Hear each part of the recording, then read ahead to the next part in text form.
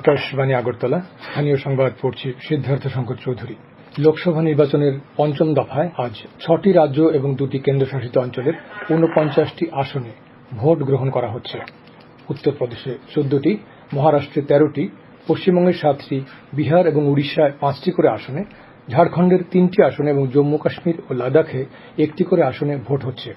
এই আসনগুলোতে মোট ৬৯৫ জন প্রার্থী প্রতিদ্বন্দ্বিতা করছেন। প্রধানমন্ত্রী তথা বরিষ্ঠ বিজেপি নেতা নরেন্দ্র মোদী বলেছেন, ২০২৪-এর লোকসভা নির্বাচন দেশের বর্তমান এবং ভবিষ্যৎকে শক্তিশালী করবে। গতকাল ঝাড়খণ্ডের জামশেদপুরে নির্বাচনী সভায় ভাষণ দিতে গিয়ে প্রধানমন্ত্রী বলেন, দেশের উন্নয়নে ব্যবসার গুরুত্ব অপরিসীম। কংগ্রেস দেশের ব্যবসাকে শত্রু বলেই মনে করে বলে তিনি জানান। তিনি বলেন যে ব্যবসায়ী এবং বিনিয়োগকারীদের বিরোধিতা করলে যুব সম্প্রদায়ের কর্মসংস্থান হবে না। মুখ্যমন্ত্রী অধ্যাপক ডক্টর মানিক সাহা গতকাল পশ্চিমবঙ্গের রায়দিঘিতে লোকসভা নির্বাচনে বিজেপি প্রার্থীর সমর্থনে এক নির্বাচনী সমাবেশে প্রধান বক্তা হিসেবে উপস্থিত ছিলেন। এর আগে শ্রী সাহা রামগঙ্গায় এক সংকল্প সভায় ভাষণ দেন। আগরতলা রেল স্টেশনে বেআইনি অনুপ্রবেশের অভিযোগে ৩ বাংলাদেশি তরুণীকে গতকাল বিকেলে পুলিশ গ্রেপ্তার করেছে। রেল পুলিশের ওসি তাপস দাস জানিয়েছেন, ধৃতরা আহমেদাবাদ যাওয়ার জন্য আগরতলা রেল স্টেশনে এসেছিলেন বলে জিজ্ঞাসাবাদে জানা গেছে। পুলিশ আরও জানায়, ধৃতদের কাছে পাসপোর্ট পাওয়া যায়নি।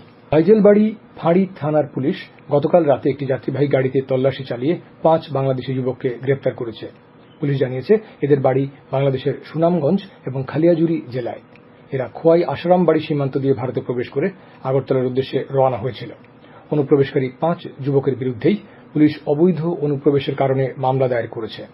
ধৃত ৫ যুবককে আজ আদালতে তোলা হবে বলে জানা গেছে। সংস্কৃতি মন্ত্রণালয় ও এনসিইআরটির সহায়তায় national school of drummer theatre in education Tripura শাখার উদ্যোগে গতকাল থেকে সোনামুড়ায় নবদ্বীপ চন্দ্র ইনস্টিটিউশনে শুরু হয়েছে সামার থিয়েটার ওয়ার্কশপ। এই কর্মশালা শেষ হবে আগামী মাসের ৬ তারিখে। সোনামুড়া মহকুমার বিভিন্ন বিদ্যালয় থেকে মোট ৭০ জন ছাত্রছাত্রী নাটকের এই কর্মশালায় যোগদান করেছে। ভাষা শহীদদের স্মরণে গতকাল ত্রিপুরা পাবলিশার্স গিল্ডের উদ্যোগে আগরতলার কর্নেল চৌমুহনীতে এক স্মৃতিচারণ ও আলোচনা সভা অনুষ্ঠিত হয়। সভায় শহীদদের প্রতি শ্রদ্ধা জানিয়ে দিনটির তাৎপর্য ব্যাখ্যা করেন গিল্ডের সম্পাদক অজিত দেববর্মা, সভাপতি মানস পাল সহ অন্যান্যরা। এদিকে অক্ষর পাবলিকেশনের উদ্যোগে অনুষ্ঠিত হয় আলোচনা সভা, কবিতা পাঠ ও শহীদদের স্মৃতিচারণ অনুষ্ঠানে আগরতলার কবি সাহিত্যিকরা উপস্থিত ছিলেন। পাশাপাশি আগরতলা নন্দননগর সেনপাড়া মাঠে বাংলা সংস্কৃতি বলয় আগরতলা শাখার উদ্যোগে সাপ্তাহিক সংস্কৃতি হাটে ভাষা শহীদদের স্মরণে এক বিশেষ অনুষ্ঠানের আয়োজন করা হয়। অনুষ্ঠানে পশ্চিম জেলা পরিষদের সভাধিপতি হরিদুলাল আচার্য সহ অন্যান্যরা উপস্থিত ছিলেন। আবহাওয়ার খবর। আজ আকাশ সাধারণত মেঘাচ্ছন্ন থাকবে, কিছু কিছু জায়গায় বজ্রবিদ্যুৎ সহ বৃষ্টিপাতের সম্ভাবনা রয়েছে। আজ দিনের সর্বোচ্চ তাপমাত্রা ৩৫ ডিগ্রির কাছাকাছি থাকবে। আগরতলা বিমানবন্দরে আজ সকালে সর্বনিম্ন তাপমাত্রা ছিল ২৪ ডিগ্রি সেলসিয়াস।